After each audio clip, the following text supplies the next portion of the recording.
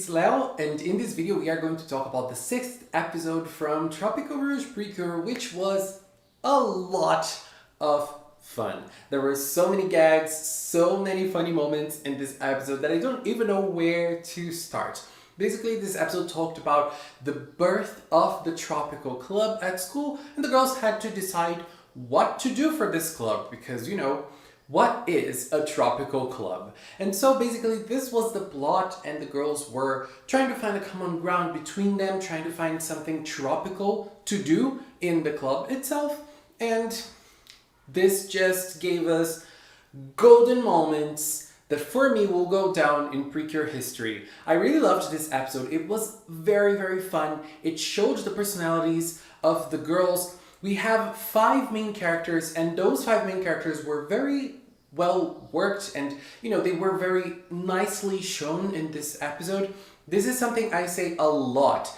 Sometimes some seasons can't work with all the characters at once, and Tropical-Rouge is proving it can. I was a little afraid after episode 4, but now I think I can say that I can rest assured that all the girls are shining a lot. If you have one specific favorite, you will have a moment of hers in this episode, and you will say, oh my god, I love her, she's my favorite, she's so cute, she's so cool, she's so special. Anyways, let's talk about the episode itself. So the girls start the episode in the Tropical Club itself, and they started talking about what they should do. They don't know what they should do, but they decide on 2 things. Laura can't be a member, and they didn't know who to put as the club leader. Is this the word leader? I don't remember.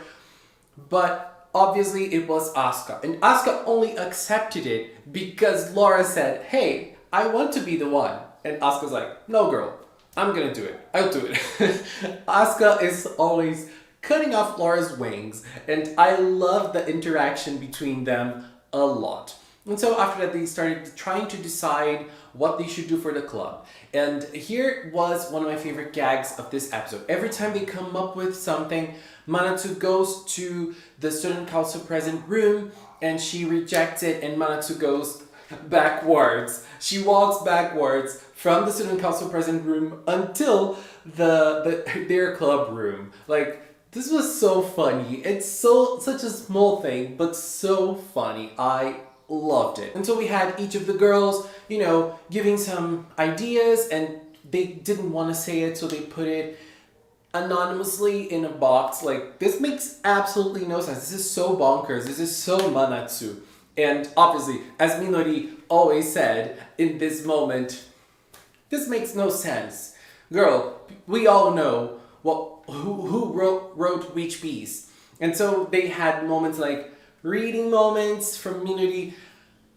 The best moment, Queen classes from Laura. I loved that moment so much. With each of the girls, you know, giving out their own impressions of a queen, and they have nothing to do with an actual queen like Laura is. And Asuka was like, this is not a queen class, this is just Laura being Laura. I love Asuka's and Laura's relationship so much. Golden. Golden, golden, golden. We also had Minori being like super methodical and organized. It was such a cool scene. And Sango being the cutest and a little clueless too. We had an Animal Crossing moment with Asuka. I loved it, that Animal Crossing reference. Asuka is crazy about that game, and girl, I understand you. Who's your favorite bunny in Animal Crossing? Mine is probably Tiffany. I love her. I also love Coco, but Tiffany takes the queen because she is a queen. But the moment that basically united all the girls the most was the cosmetics moment. They all went to the Pretty Holic store and they all started, you know, putting on makeup. That scene was pretty weird because the makeup did not look good at all. Happiness charge, I'm looking at you. Minori with that lipstick, girl, no. Oh my god, even Asuka didn't look good with makeup at all, but that didn't work because they can't use makeup at school, so they can't set up a club about makeup. And then we actually get to the plot of the episode with the girls meeting senpais, girls who studied in the school 10 years ago, and they were searching for that big penguin that they found in episode 5. and they took it to the recycle center. The girls wanted to find it because they put something special there, and they went back to the school to revisit that moment after 10 years. And so one thing that I found a little weird about this scene, it was how specific it got with each of the women saying their full names. I don't know why they did it. Maybe it's like past Precure team or something. Like, I don't believe in it, but I'm trying to find reasons to make this work in my head. I don't know if I am making much sense, and each of their names seem to be referencing the 4 seasons. Each of their names seems to be referencing one of the 4 seasons. And so the girls were talking to them, and they discovered they want to find the penchant for them again. We also had a funny moment with Laura speaking, and then Manato pretending it was Asuka. Girl, that moment was everything. And so the girls go try and find penchant in the recycle stores in Aozora City.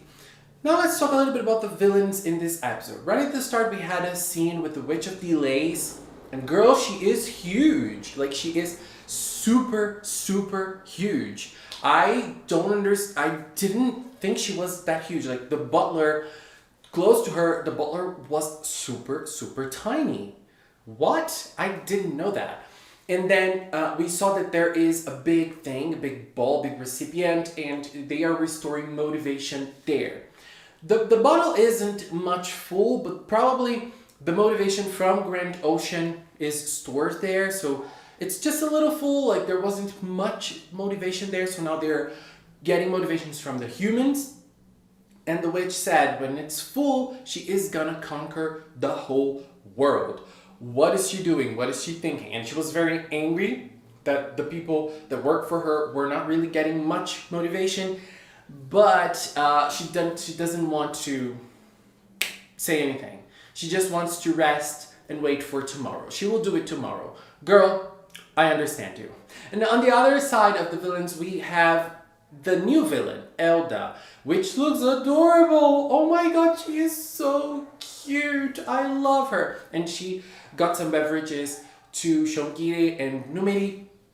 They were talking, and her relationship with Numeri is so adorable. So adorable. I already love them. So far, Numeri is my favorite. I love Numeri. And after this interaction, I love both of them even more. I love Shongire too. Butler is the one I don't care much about so far. But Butler seems to be a little mysterious. And Butler was there to tell them, look, you need to get the motivation. You need to go there and do it, and you need to get it. And Elda was like, you adults have it rough. We do, girl. We definitely do. But it's interesting because it sets her apart from the other two. The other two are adults and she's a child. But she will attack the cures, we know that. How will she get to that? And why will she start working? I'm curious for this now. I'm very curious. And I really want to see her in action. You know, when she sat in Numeri's lap, girl, that moment, that was my favorite moment of the episode for me. I mean, this episode had golden moments, but that one probably takes the cake. I don't know, it's so hard to choose. But I loved that moment so much. I cannot wait to see her in action. I cannot wait to see more of the villains. I cannot wait to see more of Elda's personality, because she is adorable. And Numeri lost one of the balls that she had, and the ball was actually in Penchan, and then Penchan became the Yaraneda of the day with no villain at all to collect motivation, so the girls just went there and fought against it. In the fight, we saw the final moment of the transformation with the whole Tropical-Rouge group. Two things to say about that. I love the final pose with them jumping. It was very nice. I really love it. And I also love the fact that they run towards the camera to jump at the end. But I didn't really like how fast it was. It was like, it felt like it was rushed a little bit. Like they were giving it a fast forward effect. I don't know, you can barely see it. It's like Numeri's animation when she's summoning a Yaraneda. Her face gets close to the camera too fast. Like it seems that they go fast forward and you can't really see the movement very well. You know, it felt a little weird to me. That moment felt a little weird to me. And the fight was super fast, but also very nice because each of the girls also had their own moment. You know, Coral blocking, Papaya using her eye beams. The problem with Papaya using her I-beams with a stock footage animation is that we're probably going to see that stock footage animation all the time. And, well, I wanted to see her using it in different ways too. But, you know, yeah, I am complaining a little. But still, I like it a lot. And then we saw Flamingo kicking and Summer finishing the monster. Very quick. Interesting thing, no motivation for them to collect this time, and Laura was frustrated because she didn't get her spotlight. She didn't get her moment. Girl, Laura, please never change. Please never change. You are such a queen. And then the girls were able to get pension back for the women, and the women got their memento inside of it, and it was just a picture of them when they were at school, you know, their friendship. And I think that the biggest thing about this episode was Manatsu's personality. Manatsu had to get the club thing ready at the end of that day at school, but she decided to go and help the girls because that was what mattered the most at the moment. That is basically her motto, doing what's important right now. And so that's what she did, and that's what she applied for when it comes to the club. And, you know, with a little help from the women who were helped, it got accepted. The student council president had to accept it. You know, there was no other way. And so now we have a club and we are ready to rock with a tropical life together with Manatsu and her friends and obviously Laura the Queen. I am so excited for more Tropical-Rouge. I am living and loving for every moment. We also had a new eye catch in this episode. It was very, very adorable. I think it's my favorite eye catch from Tropical-Rouge. I mean, we only have two, I think. So this is the best so far. I wonder if we're gonna have other cures showing up because we have Cure Summer showing up at the moment. Maybe we're gonna have the others as well in this eye catch. I hope so. And next episode, Kururun is arriving. Elda is attacking for the first time. We have a preview of a new group attack that probably doesn't exist. It was probably someone imagining it. But I loved that cannon. Tropical-Rouge, you are so random, and I am living. I am living for it. With every single thing that's happening in Tropical-Rouge, I am living.